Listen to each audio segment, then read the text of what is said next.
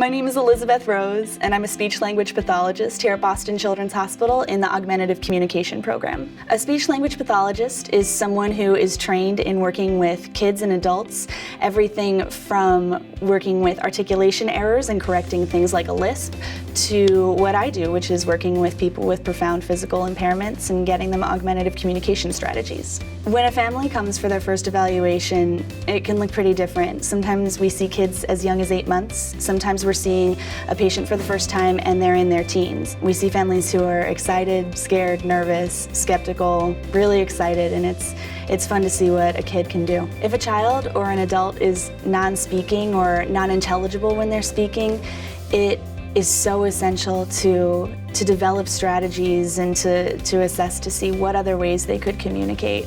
When a person has a communication impairment or a disability, that communicative competence might not be as obvious as it is in you or me. There are so many ways to tell that someone is actively engaged in the conversation with you. Someone may point to an icon on their wheelchair tray or in a book. They could look up to say yes. They might have a sign or a signal to indicate yes or no or another word. They might have a communication device. For a child who has a diagnosis that puts them at risk, even at a very young age, for communication delay or disorder, it's really important to get in as soon as possible.